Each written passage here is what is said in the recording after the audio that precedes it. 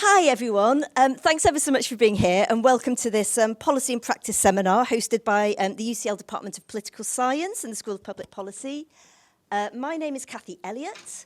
I teach here in the Political Science Department at UCL, and I'm particularly delighted this evening to have the opportunity to chair this seminar on the Postcolonial Academy, Knowledge, Memory and Liberation, and to be welcoming our colleague from the Geography Department, Tariq Azil, who I'll introduce properly in a sec. And most particularly Dr Simukai Chigdu, who's written a really beautiful, personal, often really funny memoir, which explores how colonialism, struggle, violence, racism, and ideas about freedom and liberation sort of echo out into an individual life.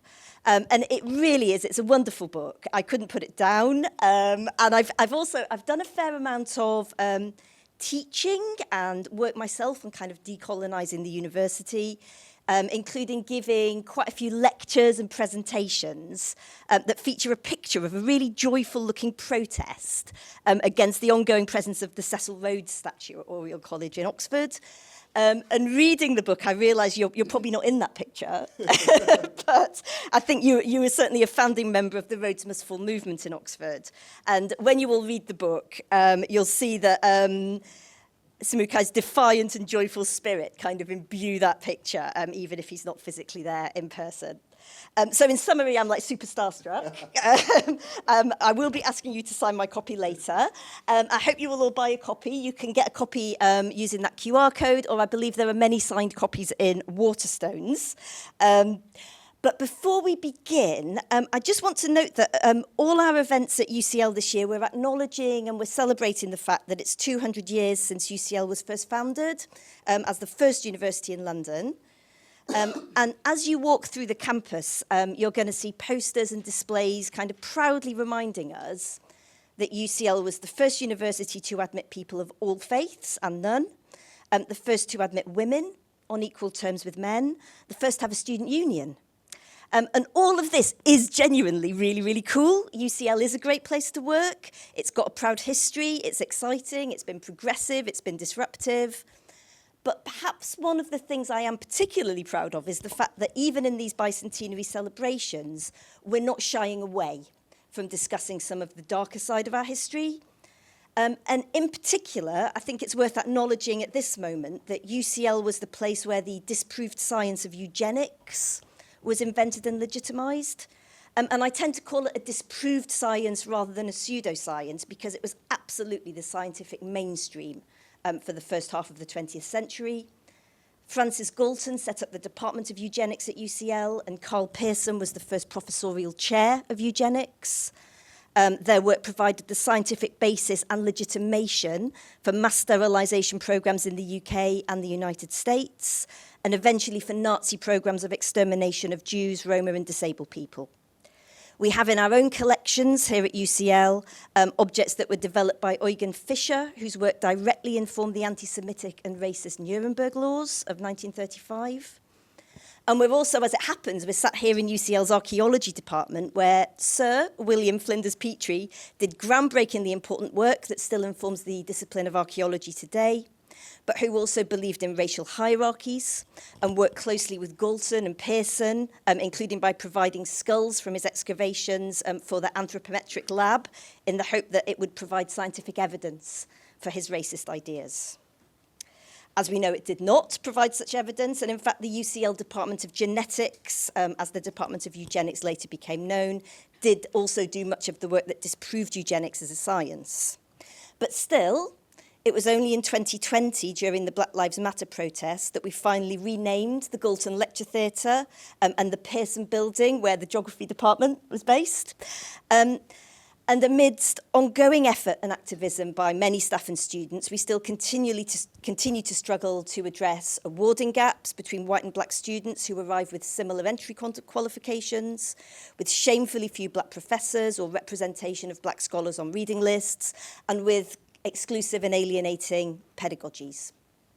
So universities have never stood apart from empire, but in the colonial period and beyond have actively legitimised colonial power through the production of knowledge, training of administrators, construction of racial and cultural hierarchies. So tonight we're asking, what role does the academy currently play in shaping these relationships? And in a moment I'm going to hand over to Simukai and Tariq to explore the modern university and systems of knowledge production in post-colonial context.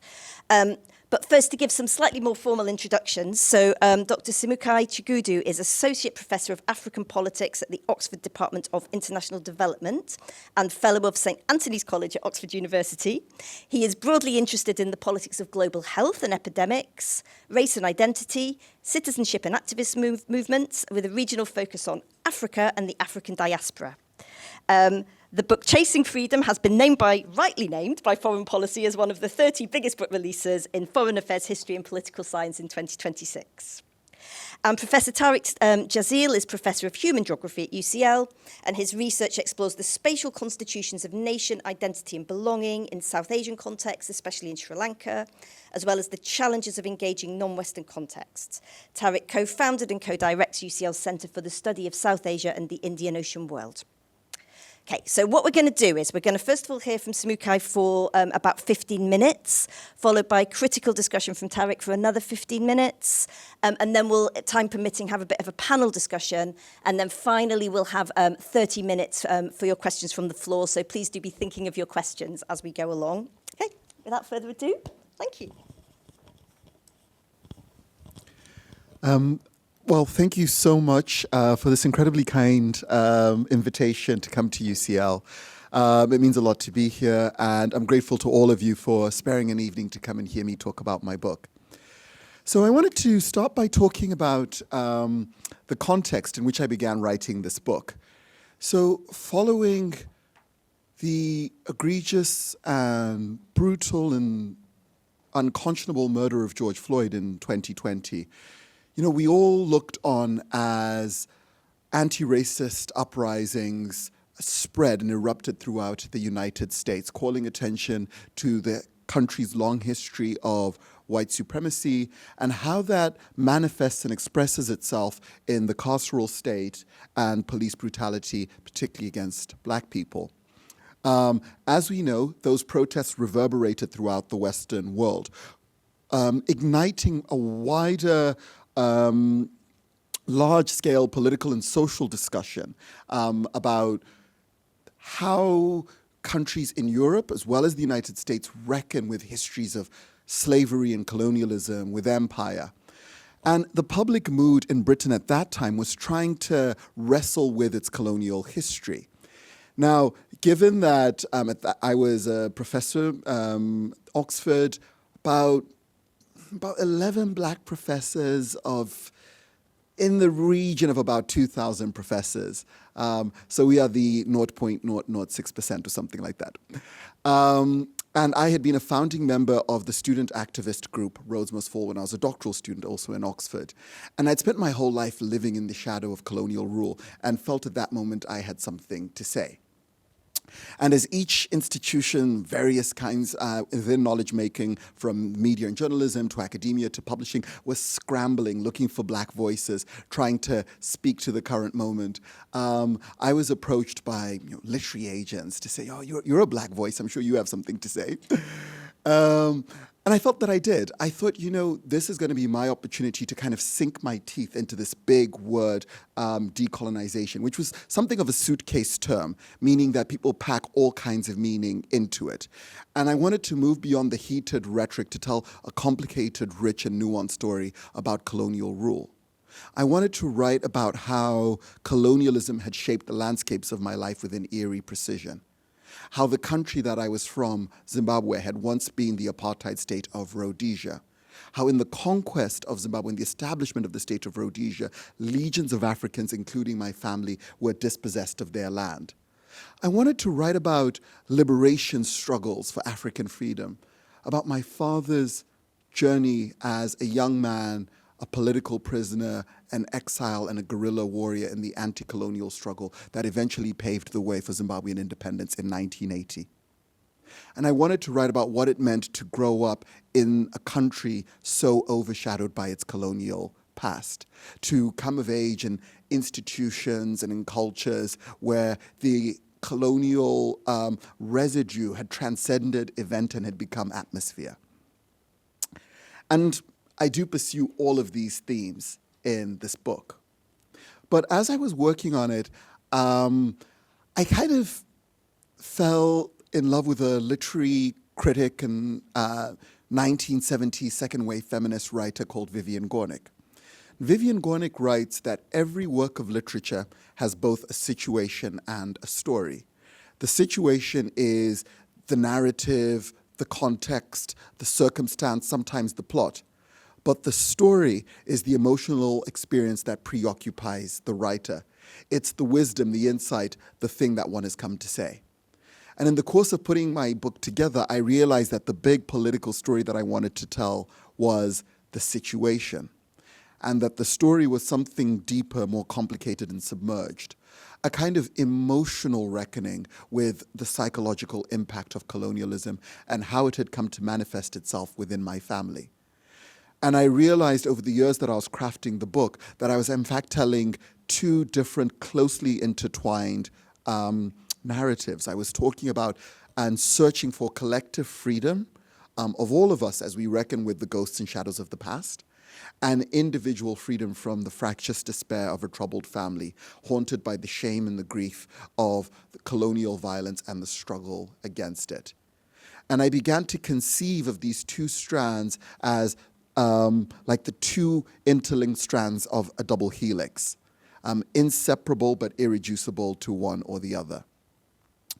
And in order to be able to write a book of this kind, I opted to write it within the idiom of memoir. So this is, I guess really this is a book of creative nonfiction that blends together memoir and political history. It constantly flits between a kind of telescopic view about what's going on. So, it's a restless book. At various points we are in the Cold War, or in Africa, the hot wars of the Cold War in Mozambique. We are in the borderlands between Uganda and Rwanda. At other moments, we're in a tiny Catholic village in the Republic of Ireland.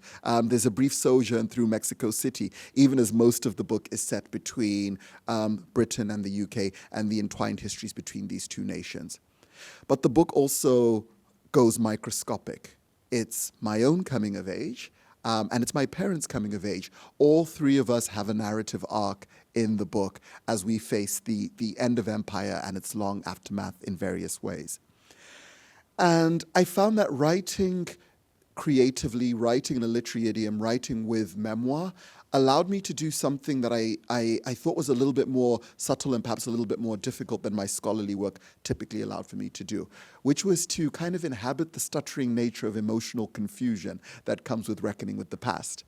The book is not necessarily driven by an argument, but by a journey of discovery, a full emotional experience of shame and anger and guilt, but also of humor and farce as one sees the ridiculous ways that colonialism shapes our lives. And I guess for me that all matters, because part of what frustrated me in so many of the debates about decolonization is I found them to be very stylized and quite removed from what it's like to live with this haunting history. Now, of course, as Kathy said, this is in part a discussion about decolonizing the academy. And I've written extensively about Rhodes Must Fall in various guises, including the Guardian newspaper. And I thought what might be interesting today is to try to think about these big debates about decolonizing the academy and education at different levels, and thinking about how what's happening at the universities, here in the UK, have a kind of fractal expression in high schools in Africa. So, for instance, the school that I went to in Zimbabwe, which was like elite boarding and day school in Harare, called St. George's College, or Saints for short. It was at one time named the 5th best school in Africa. And even when that was the case, the same year that was named the 5th best school in Africa, its annual magazine published a photo of the school's rowing team, which was all white boys, 9 of them on a pewter-colored lake, looking kind of virile and athletic. And that was the image that the school was trying to send to the world. In other words, if you send your sons here, this is the kind of education that they will have. And all of these kind of signifiers of prestige and of cultural capital came very directly from British colonialism. They're a reflection of or they're modeled on public schools in the UK and on Oxford or Oxbridge colleges. So what I thought I would do is I would share a short reading about my first year at Saints. So this is set in 1999. And to give you just a little bit more context, so Saints is it's about 100, it was just over 100 years old by the time I joined it. It was a racially segregated school until about the 1960s, when it began to take a handful of black kids from well-educated black families, of which there were very few, because the universities and civil service and businesses were all segregated, with like minimal quotas for black folks. It becomes more integrated in 1980, and there's like a mad scramble from the emerging black middle class to get their sons into a school like Saints because of the kind of social foothold that it provides. By the time we get to 1999, politics in Zimbabwe is heating up. White people who make up less than 1% of the country still own the lion's share of wealth in the country, of industry, commerce, and farmland, and they're overrepresented in the education system, with, at Saints, about 50% of the students were white. And so, yeah, so this is a scene taken from that moment in the book.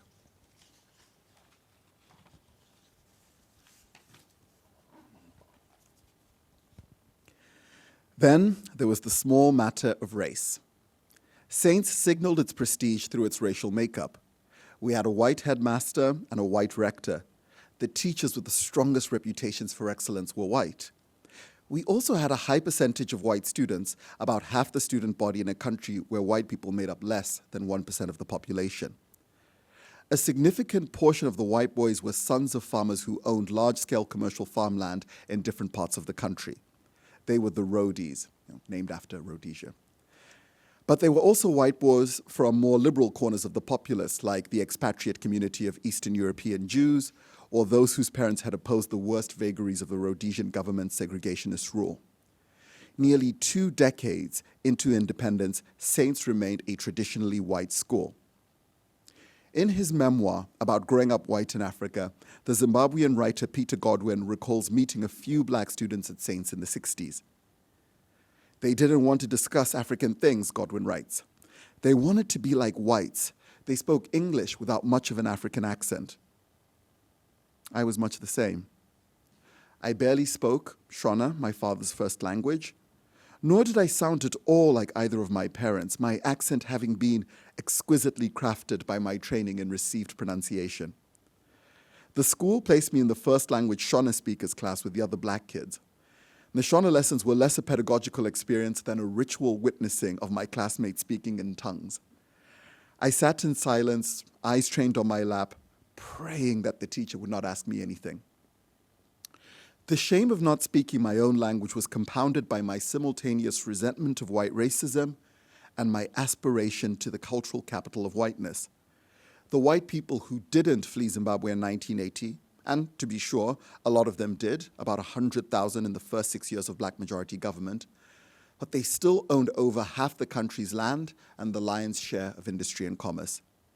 They sent their kids to schools like Saints and enjoyed sundowner cocktails when the sky was rosy and orange. They played cricket and swam at private clubs that once excluded black people for fear that we might contaminate the water. They passed dreamy days behind high walls. Most Rhodies had accepted Zimbabwe's independence without changing their way of thinking. At school, it was obvious how the Rhodies saw me, whether I wore the Saints red blazer or not.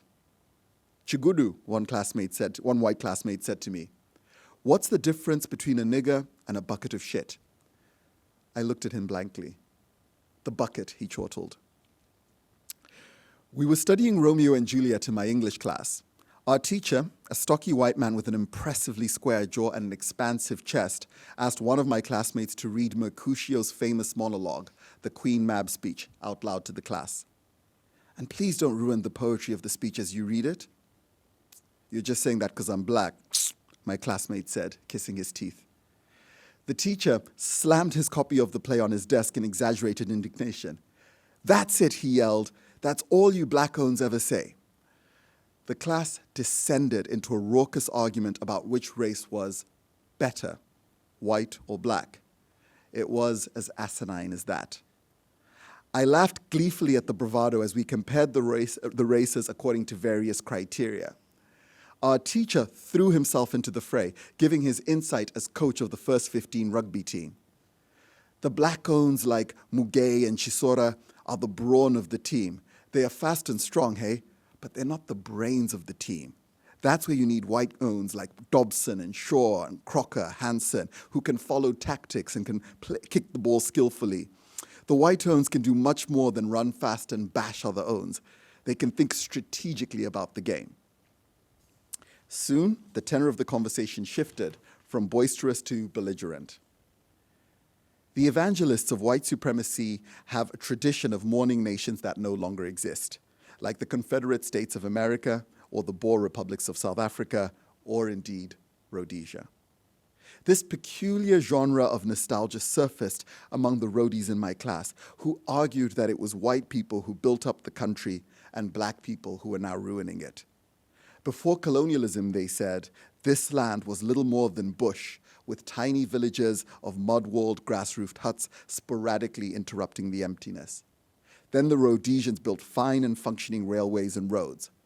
The colonial towns were clean and the farms could grow anything: sunflowers, cotton, mangoes, passion fruit, apples, plums, bananas, and the country's staple food, maize. The Rhodesian mines extracted gold and platinum, asbestos and chromium. Rhodesia, they said, was a paradise. But Zimbabwe was going to the dogs, just like the rest of Africa before it.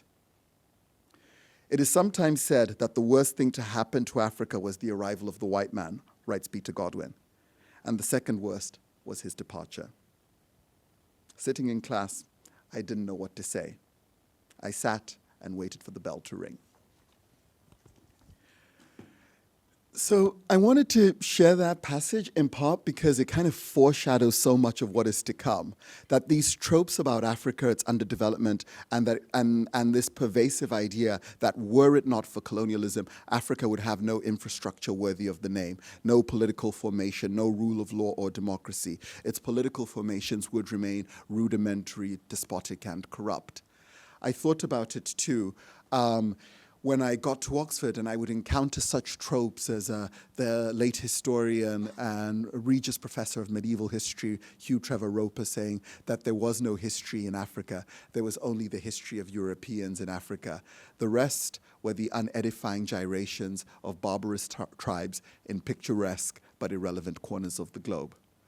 I thought about all of this history again during the heyday of the Rhodes Must Fall movement, when there were any number of chin-stroking pieces in the broadsheets in this country talking about how, if it weren't for colonialism, most of Africa, including South Africa, would descend into unaccountable despotism. And all of this to say that I think that there is a protracted and penetrating kind of denigration that's baked into this way of thinking about the continent, one that treats Africans as mere pawns in the history of European drama. And part of the project of decolonization is trying to think about just how far this knowledge travels, how it becomes the water we swim in, the general common sense, the received wisdom, such that in every sphere of life one is encountering it, even when one is being educated within the African continent. That colonialism teaches you to devalue your culture, your language, and your very sense of self. And I think that's probably its most pernicious and insidious work. And so what's baked into this idea of chasing freedom is as much about political liberation as it is about excavating all of these aspects of how it latches onto your soul and refuses to let go. Okay, I'll leave it there and pass on to Tarek.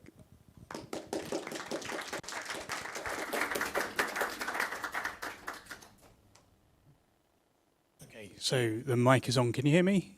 Yep. Okay, great. Thank you, Simukai. It was amazing. And I want to say a huge thank you to Simukai for writing this book, but also to Aparna Ravi, who's in the front row here, who organised this, and to Kathy as well, for the invitation to be part of this panel and us to read the book as well. So when Aparna told me that the panel would be framed around Simukai's book, I admit that my first reaction was to wonder where I'd get the time to read it in the midst of a busy teaching term, right? But once I started reading it, I couldn't stop. It's a really good book. It's a book that pulls you in as a reader. And it's written with incredible craft, it's written with empathy, nuance and intimacy as well. It really is a beautiful book, and I feel quite honoured to be able to talk about it here in this company. So in the context of the title of this panel, the Postcolonial Academy, I think the book has a lot to say about the situatedness of Southern and East African universities, both in the history of empire, but also in that moment of mid-20th century political decolonisation, right? And it also speaks directly, it's a book that speaks directly to the implicatedness of elite British universities, particularly focusing on Newcastle University, Oxford University as well, but UCL gets a mention too, right? So the role of these elite British universities in the historical legacies and continuities of colonial violence, of imperial hierarchies and the politics of knowledge production as well. In so doing, I think the book, as we've heard, it really opens on to recent decolonial moments and movements in the very recent history of the Academy, notably via the Rose Must Fall movements in Cape Town and subsequently Oxford, the movement, as we've heard, that Simukai was centrally involved in. And these movements, Simukai connects to UCL's own history in a brief mention in one of the pages of the book. He connects them to UCL's own history of decolonial student mobilisation with a brief but important, I think, mention of the Why Is My Curriculum White campaign that, along with the Why Is My Professor Not Black movement, began here at UCL over a decade ago now. And as Kathy mentioned as well in her introductory remarks, UCL's own history of research into eugenics and the inquiry that was conducted into the history of eugenics at this institution back in 2018 and the subsequent report was in part a response to these campaigns. And one of our institution, that is UCL's reparative measures that fell out of that moment, was the establishment of UCL's Sarah Parker Remond Centre for the Study of Racism and Racialisation, which is a centre that I had the privilege of co-directing for a couple of years between 2022 and 2024. So I guess my own connection to the issues we're discussing today is that I work in that broad field of post-colonial and race studies, been centrally involved, I think, in the ongoing work of critically engaging with the legacies of colonialism in academic knowledge production as well. And in fact, I've just hot-footed it over here from teaching my master's module, which is entitled Postcolonial Cultural Geographies, where today there's a couple of my students are in the audience today, so thank you for you guys. Extra marks, not really. This just remember this is being recorded. I shouldn't say that. But, yeah, and today, you know, the class is a really brilliant class of students. We're discussing the challenges of bringing subaltern knowledge into representation in the Euro-American academic knowledge production complex, right?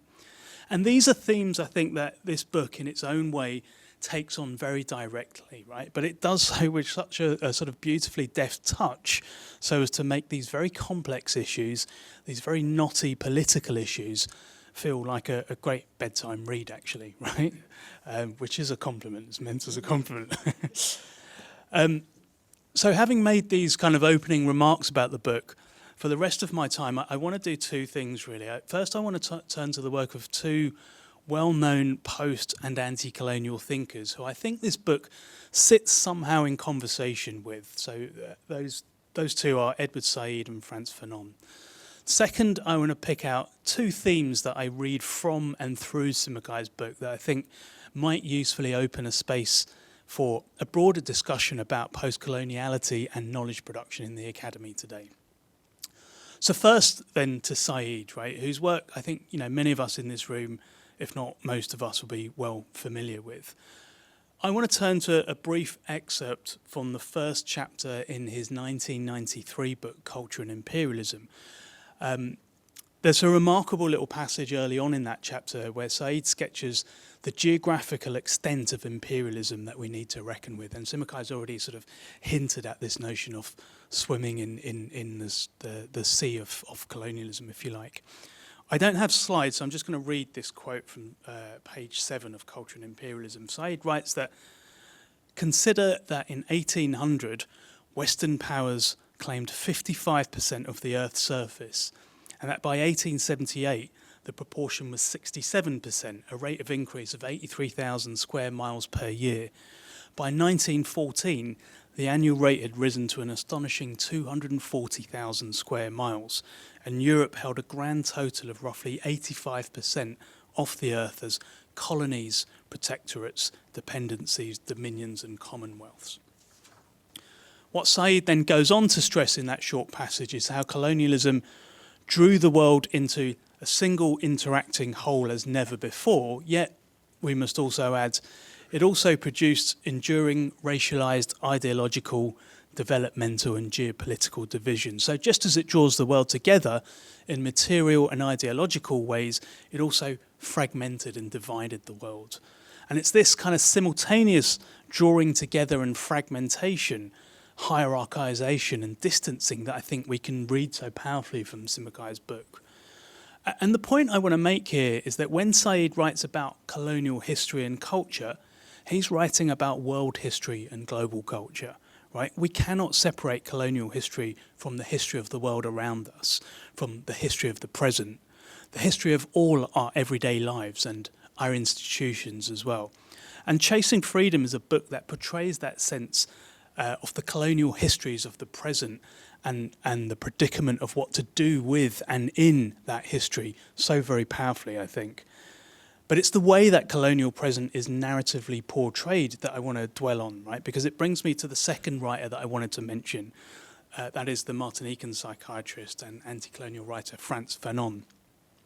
Again, someone who I imagine will be familiar to many of us sitting in this room.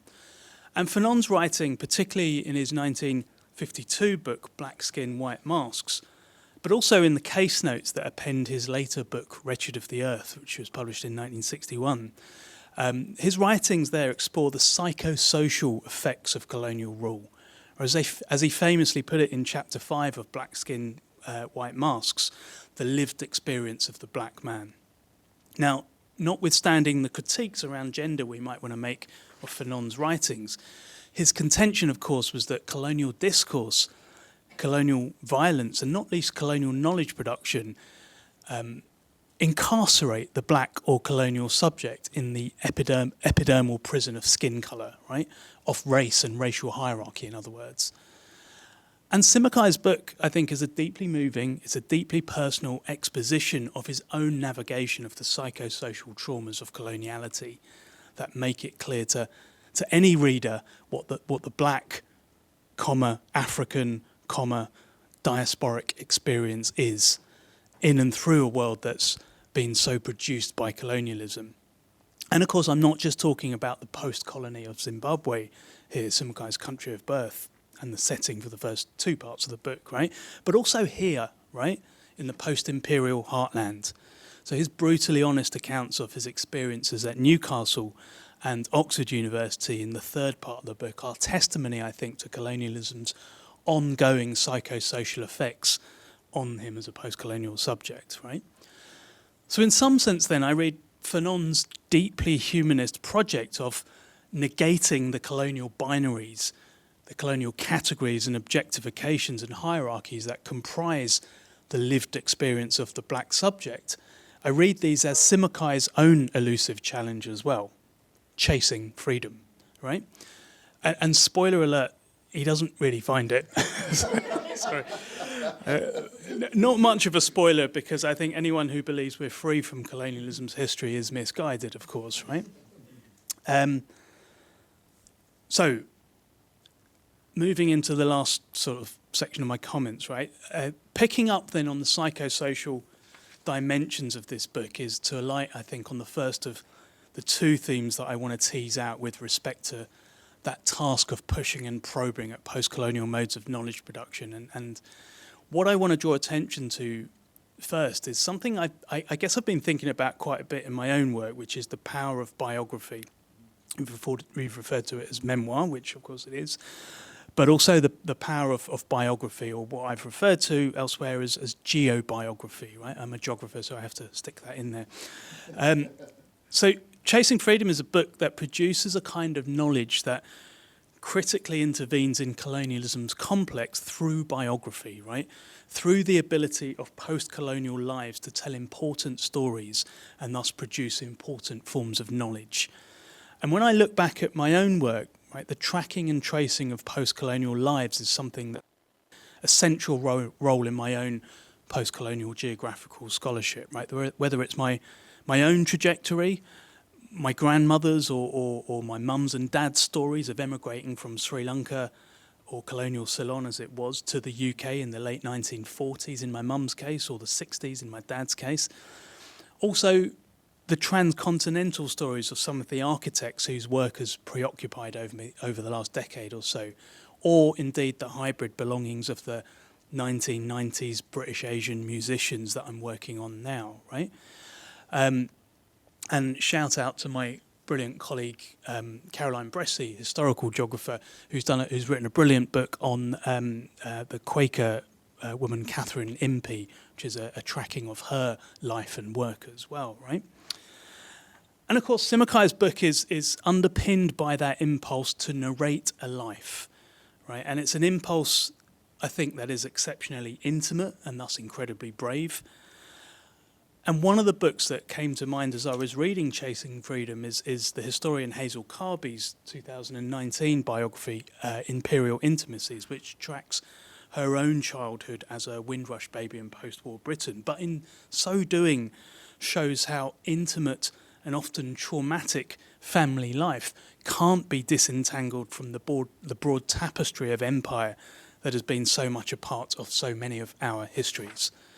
Now, I guess if I'm to turn this point into something like a question for Simukai, it would be around, what came first, that desire to write an autobiography, a memoir, or the desire to write a story about the incomplete unravelling of empire from the perspective of Southern Africa, and sort of how implicated in one another do you see these desires? I think you've already answered that in your comments, actually, right? So you can completely disregard that. But moving into my very last point, to ask a question about biography is also to ask a question about form, right? Because another hugely important thing about this book is that it's a book not written for the academy as such, right? It's a trade book. And in that choice to write a public-facing book, Simukai has made a choice, I think, to communicate these complex and difficult histories to a much broader audience than that which academics are typically used to speaking. And I have such a lot of admiration for him in doing that, right, and in making that choice. Now, as he said, this is a book of creative non-fiction, and it absolutely works as such. It's not an academic book. At the same time, it's a book that I want all of my students in my post-colonial geography module to read, right? And I think this raises questions about how we produce, moreover, how we communicate knowledge today in the academy, how we're able to speak to publics beyond our students and beyond readers of the esoteric form of the academic book or the even more esoteric academic article. And perhaps more importantly, what space the academy today affords for these kind of creative experiments with knowledge production, with form, with dissemination, right? And these are things I'd be interested to hear Simukai reflect on, but all of us maybe as well. So I'll leave it there.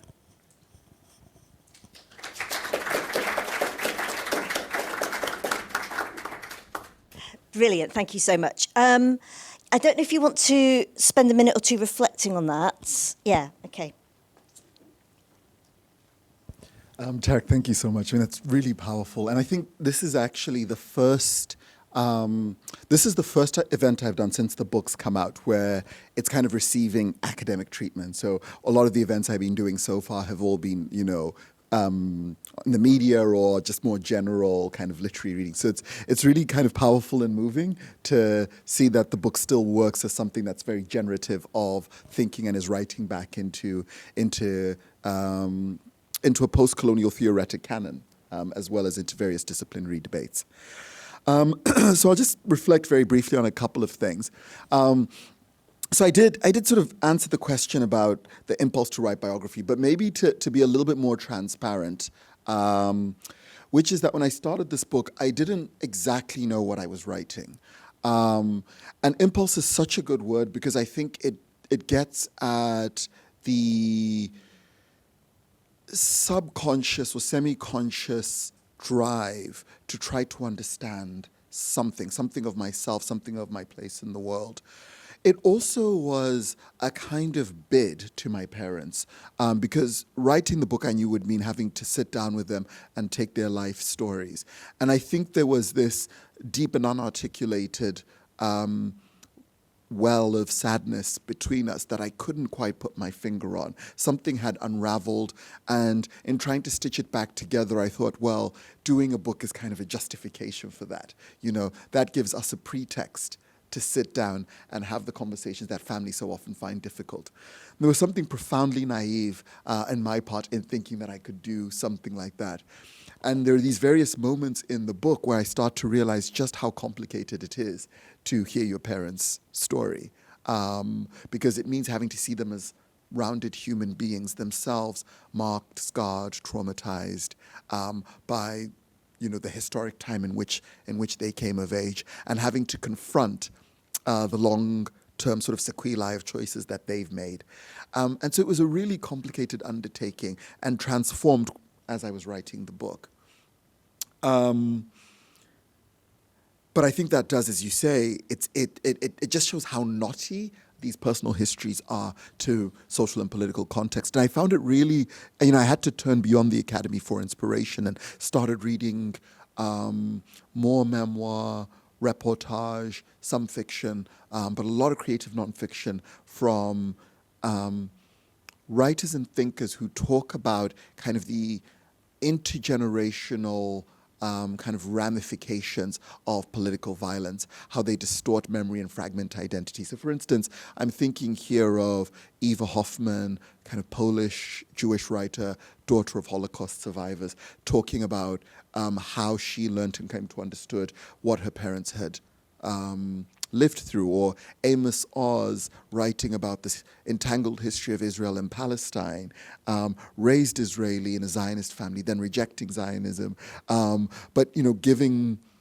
texture to being part of that generation that came after. And I read about Vietnam and El Salvador and Northern Ireland, and I suddenly became sort of alive to how many thinkers there are wrestling with this question of generations who come after, and found it kind of profound and inspiring. And that ties into the other question about form and how to write, and I guess the affordances allowed by the academy. And I mean, for so many reasons, there are multiple frustrations with the ref. But one of them is, you know, I mean, I don't know the answer to what I'm about to say, but I don't know how. You know, I'm incubated slightly by being at Oxford, that Oxford, compared to so many other UK institutions, can get away with not having to worry about the ref to quite the same extent as might be the case for Sussex or Nottingham or something. You know, it's not as existential for us.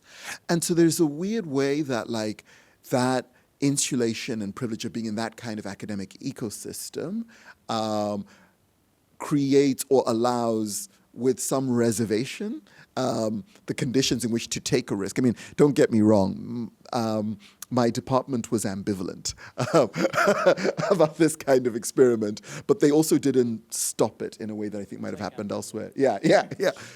And all of that to say that, like, there is this ecosystem of then how is knowledge being produced, and what logics are we answerable to? How do we conceive of what impact is, and what are the bureaucracies that govern this? And I just think there's something so bureaucratically constrained about universities that weirdly can then become anti-intellectual if works of creative nonfiction, deeply informed by research, don't have a place in the academy. And I mean, I pulled it off, I got away with it, but I know that I've taken kind of professional hits for doing so. Because, you know, it was 5 years spent not writing journal articles in a university press book. And so I think there's something kind of lamentable about that, because I like to believe in the kind of intellectual vitality of the academy, and not just a machine for churning out the kinds of products that can easily be metricized and then grafted onto impact agendas. Yeah, thank you. And I'm very sorry that you've come to UCL and 2 or 3 times been called brave. That's very upsetting thing to happen for anybody. So, yeah, I mean, I've got about 1 million questions I'd like to ask, but I feel as if I ought to open up to the floor. If anybody would like to put their hands up and ask a question. Thank you so much. It was a really fascinating discussion. So I had 2 questions. I think one is kind of touching on what you were just talking about. So I'm a political scientist, and I think I could go on for days about some of the structural biases with development research. Like I'm thinking in particular about research on institutions and development, or just like the way that data is collected in developing countries and kind of used in knowledge production. And then I was kind of struck by this discussion because I feel like it would be easier to write sort of a memoir type book rather than like more critically investigate some of these relationships and then get it published in a political science journal. So I don't know if there's an answer to this, but I'm just curious about, the panel's thoughts on like integrating some of these insights into more mainstream work when there are so many kind of biases and, structural issues against doing so. And then the second question I had was like the Global South University, because I think we've talked a lot about decolonizing universities here. And so my work is more on India, and I've done a lot of work with like Indian academics. And I think there is this trend, and it kind of reminded me of what you were talking about, the Zimbabwe context. Like there are a lot of universities that now hire basically lecturers that are trained in the West. So then the idea is like, oh, we kind of like only hire like Harvard and Oxford academics to work in India. So in one sense, it's obviously like bringing sort of foreign training and international ideas. So it could be construed as a good thing, but then I think it also is like fragmenting sort of the Indian academic space. I'm just curious your thoughts on that, like decolonization, both from this perspective as well as like from the perspective of the Global South University. So just some thoughts to. And then, yeah. Why don't you answer that and then hopefully we get. Yeah, so I'll start with the second question first, because this was something that really preoccupied me for many years within an African context. So back in 1990, a number of leading African scholars had put together a kind of charter or manifesto for academic freedom in Africa. So there were people like Mahmoud Mamdani, Amina Mama, a whole generation of scholars in the social sciences concerned about the rise of military authoritarianism in Africa, but also about the nationalist capture of the independent scholarly or academic voice. And those were like 2 of the great threats that they saw. And then the third threat was economic structural adjustment. And I went to a 25-year anniversary of this conference that was hosted by the Council for the Development of Social Research in Africa, CODESTRIA, which is, one of the few really Pan-African kind of intellectual hubs. And it was kind of bleak. I mean, the conference itself was amazing in terms of the range of people who were brought together to have these discussions. But thinking a little bit about the history of the 1990 meeting, both the caliber of the scholars that were there, but also the engagement with politicians, and then being at this 25-year anniversary, and it being a much more parochial set of discussions amongst a group of scholars. And there were a number of themes that were really striking that I think have affected universities in Africa. Amongst them, there is, just the sheer economic hit that so many universities have taken, like terribly, terribly beleaguered by various forms of structural adjustment and austerity. The other is, this kind of authoritarian rule or nationalism in various countries mean that the costs of speaking out are incredibly high. So just to take Zimbabwe as one example, in the 2000s, Mugabe's government, in a bid to regain kind of popular support, started to retell the story of the country's anti-colonial struggle. But they did so in a much more jingoistic tone. So they kind of took real grievances about colonialism and warped them to make this argument that only Mugabe and the ruling ZANU-PF party could govern Zimbabwe, right? Because they were the country's liberators and were therefore entitled to run the country sort of in perpetuity. And one of the things that they did was getting a lot of academics at the University of Zimbabwe fired who were writing criticisms of the government and installing, real kind of scholars, as in people who are PhD trained and are writers, but were willing to produce what has come to be known as patriotic history.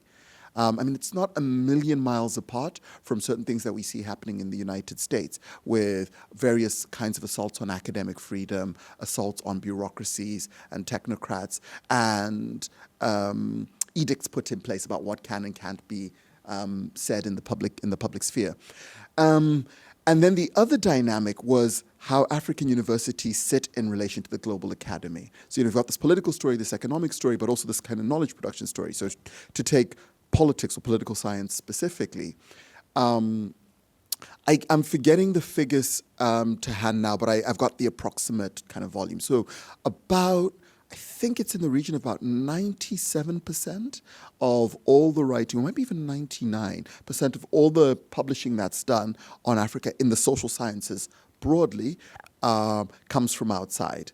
And in that 1%, the vast majority is produced from just 3 countries, Egypt, Nigeria, and South Africa. And of those African writers writing from those countries, the vast majority of them are men. In political science, a paper that came out in African Affairs a few years ago tracked the major themes that are written about when it comes to African politics. And there are 3 key themes: elections, violence, and ethnicity. And all of that being produced from outside.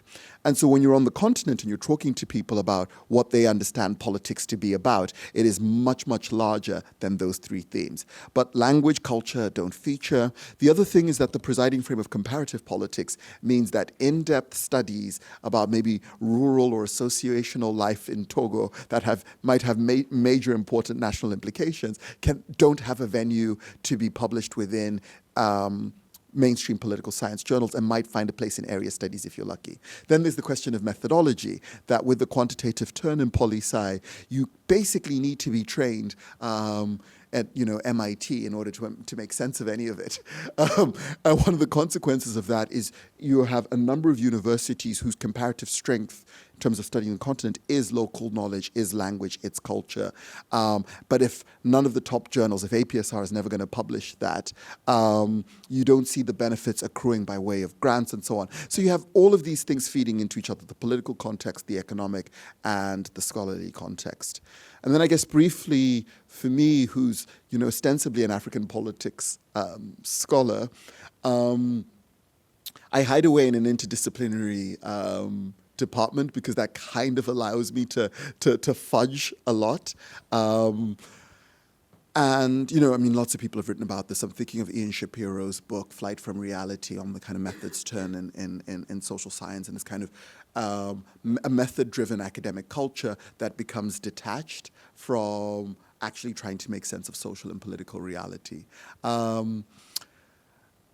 Not a very hopeful answer to your question, but I think it's just trying to impose a little bit of order in how we try to think structurally about what's actually affecting these universities and how politics, economics interact with the nature of the academy and the conditions of knowledge production. Hi, sorry, I have a bit of a cold, so I'm wearing a mask, and I might be a bit slow in my thoughts as a result as well, so forgive me. But just reflecting on what you were just sharing about the kind of geopolitics of knowledge production, which are very much colonial. I'm thinking about your decision to publish with a trade press and how you see that circulating, particularly in Southern Africa, and whether you have had discussions with the publisher around different editions and maybe getting it into different kinds of library spaces beyond the academy. So I'm interested in my own work.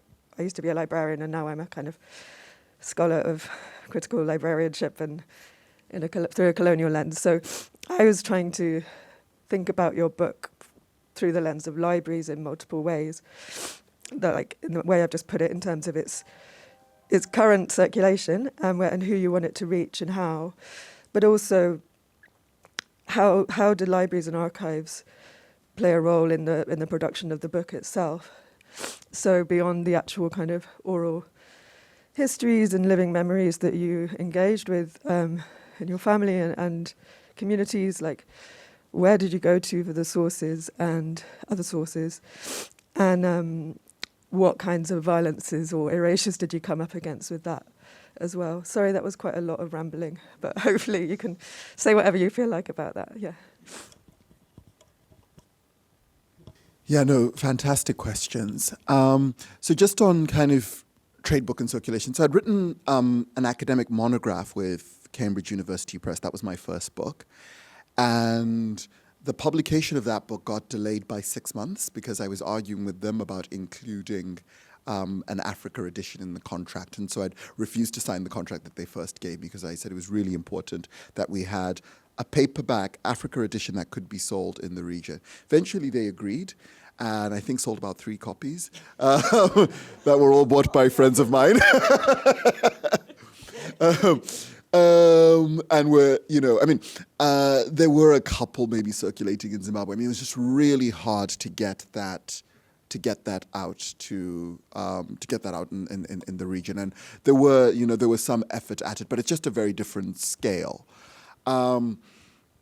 With this book, I mean, so trade publishing has any number of considerations and complexities. I mean, an advantage of it, it's published by Penguin. Penguin has an international sales team.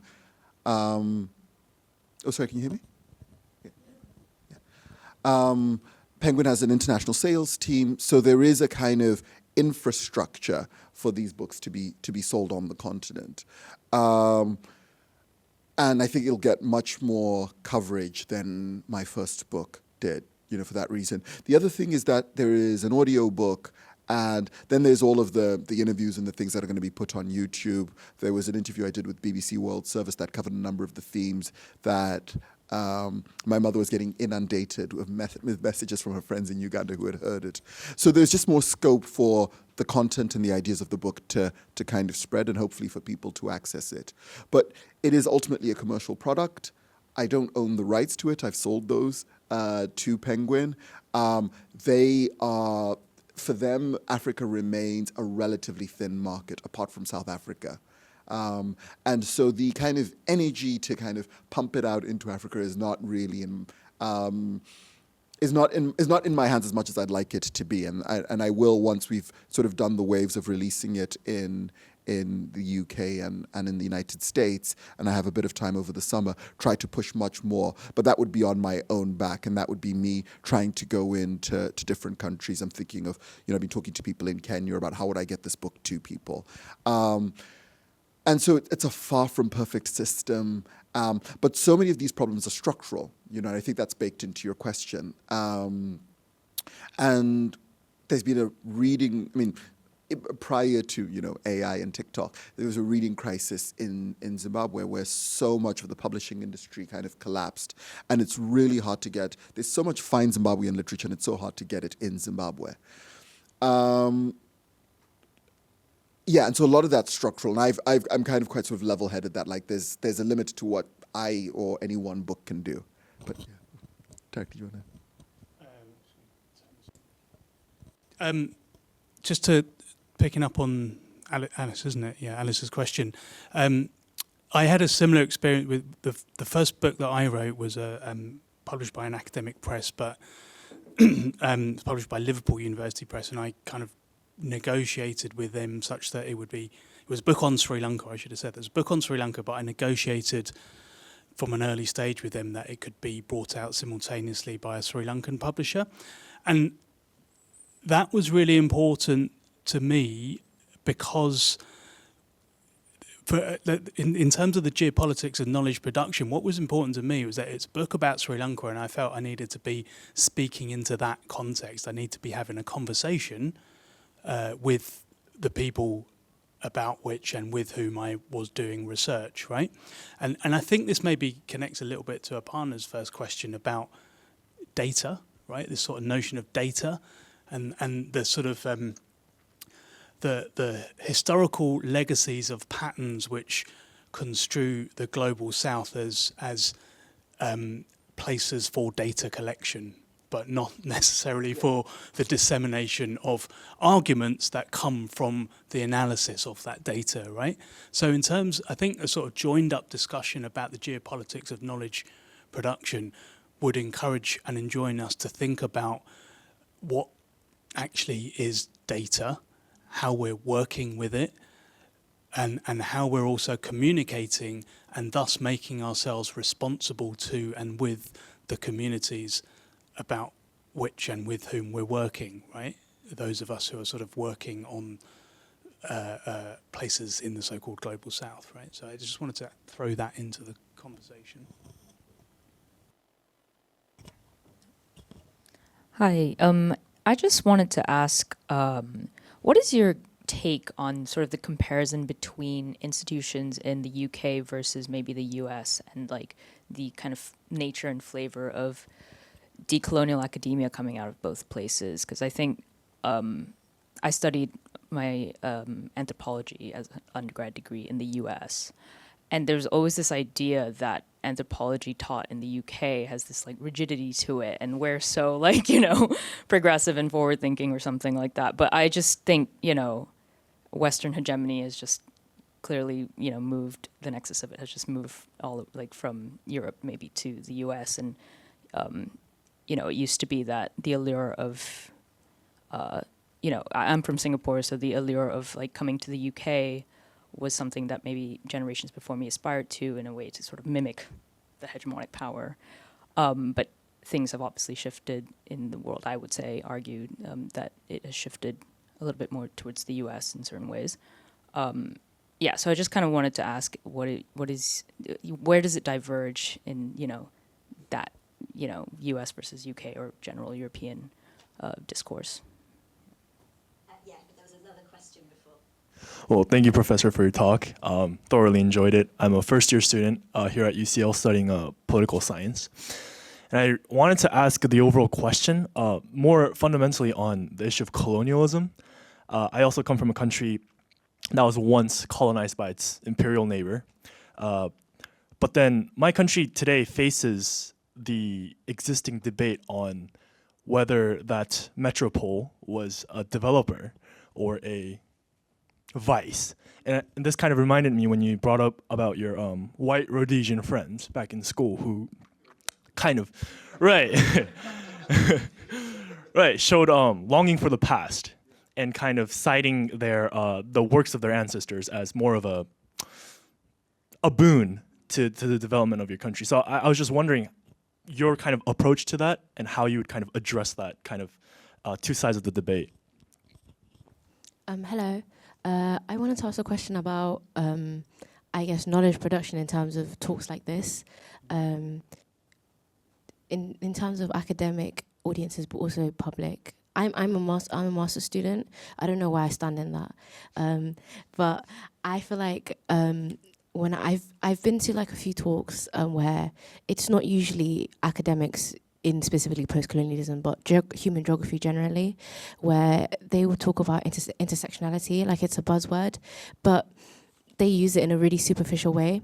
And especially when you look at the panel, like it's very clear, like they're not serious, you know, like it's, and actually like the other day, me and my EPS course, we were all at a talk about feminist climate policy, and one of my course mates asked rightly, like, you guys keep talking about intersectionality, but everyone on this panel is white.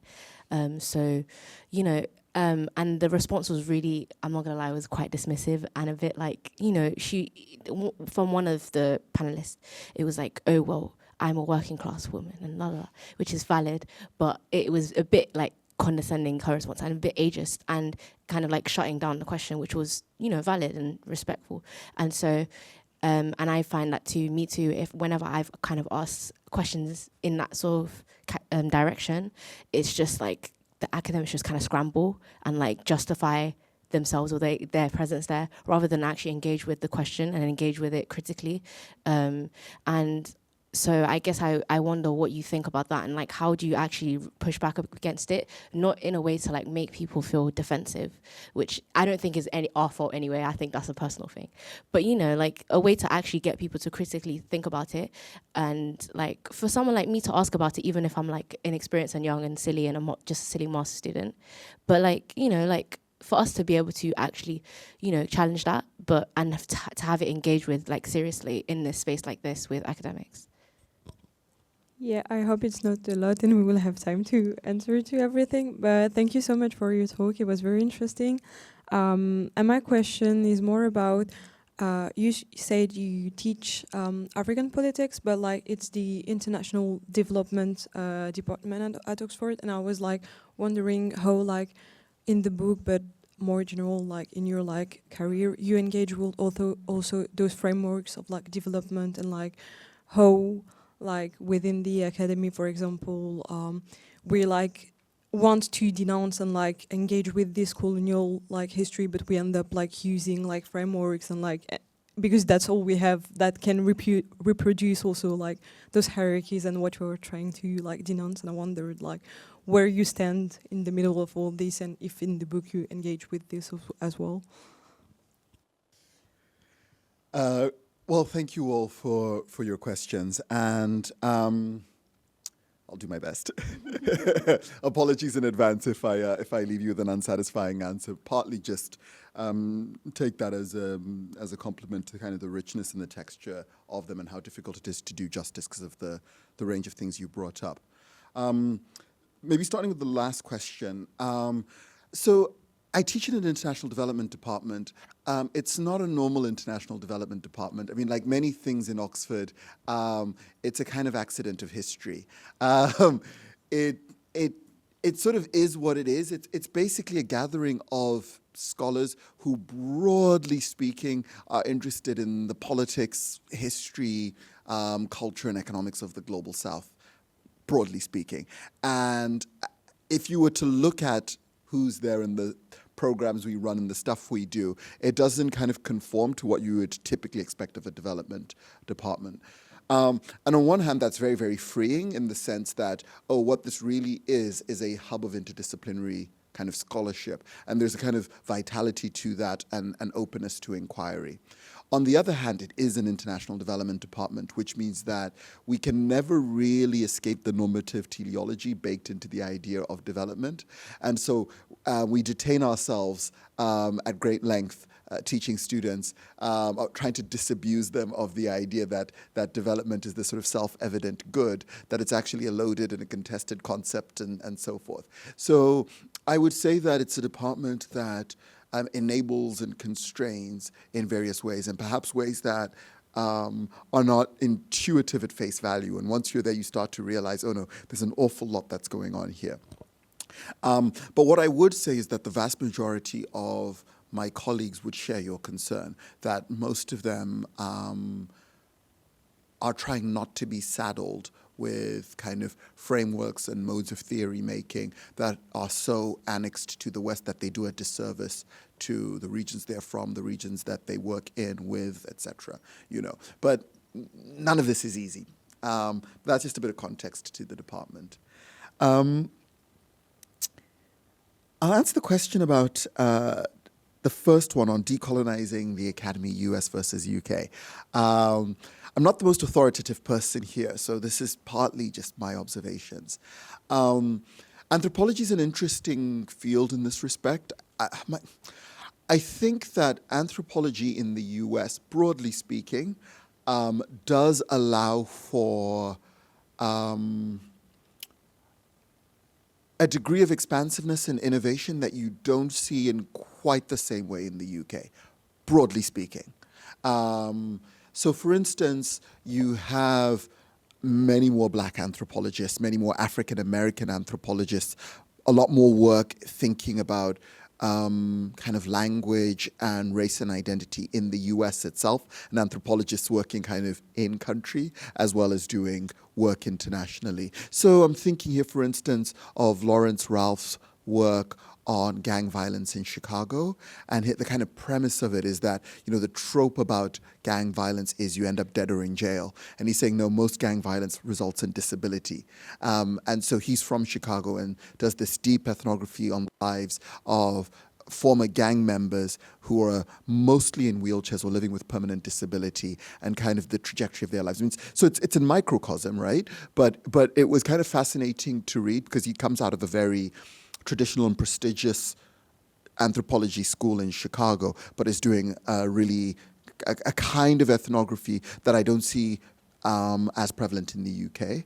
And, when he spoke at Oxford to our anthropology department, this was during COVID, so I hopped on the Zoom call, and I was the only black person on the Oxford side of the call, so it was like myself and Lawrence, and there was a mild relief at his end to see a brother in the audience. But so I think there's that. I mean, I agree with you that the center of gravity in academia has by and large gravitated to the West with all sorts of consequences. Earlier, the question about political science, I think, and its methodological kind of quantitative turn.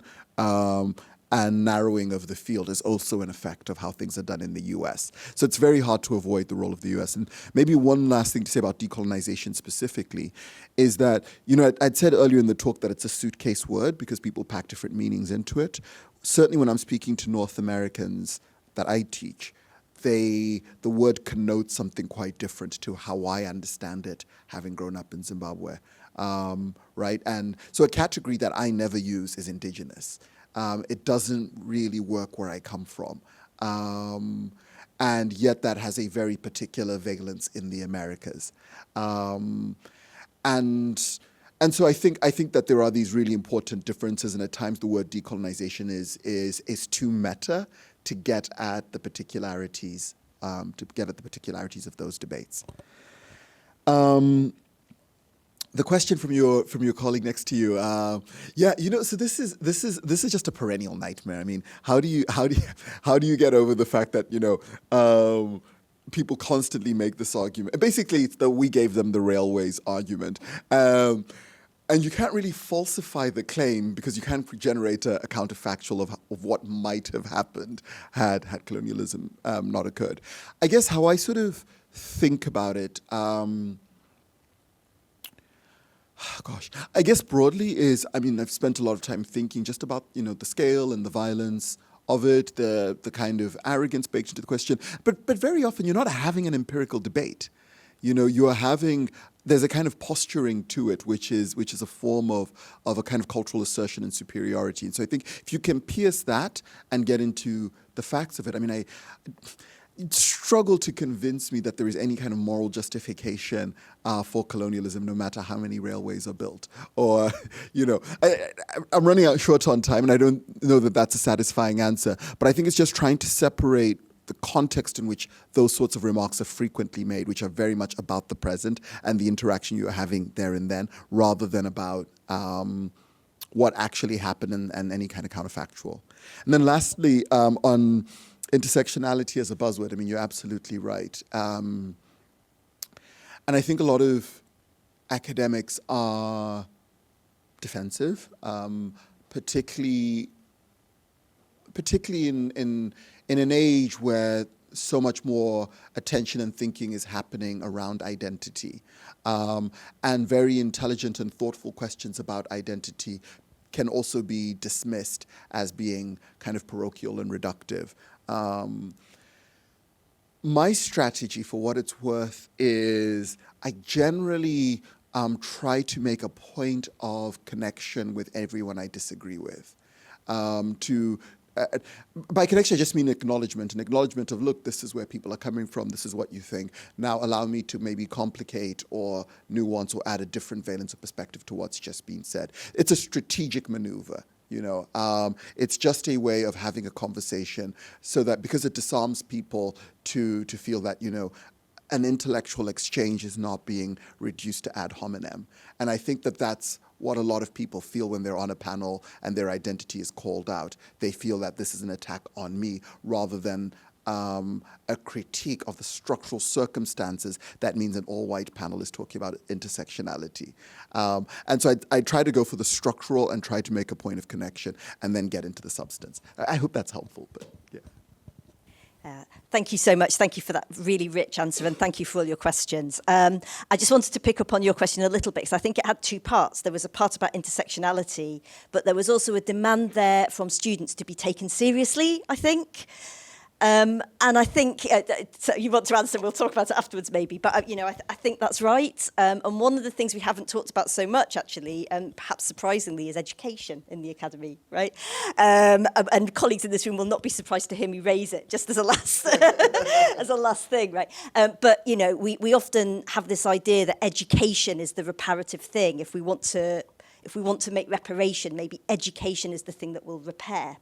And yet your experience of education, as detailed in the book, has been the opposite of that, right? It's been frenetic and stressful and competitive and unpleasant and actually not very much discussion of the obvious joy in learning that you take, right? The obvious curiosity and openness to the world. That comes from other parts of the book and not necessarily from your experience of education. And so I think there is perhaps something there for us to sort of take away and reflect on from your question around how do we create a university which takes students seriously? How do we create decolonial pedagogies as well as curriculums that are not white? I have strayed into going a little bit over time with that comment, but we really, really are out of time now. So thank you so much for being here.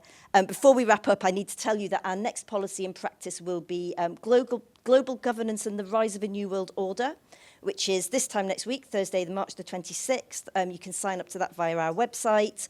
Thank you all so much for joining us and your great questions. And please join me in thanking our amazing speakers.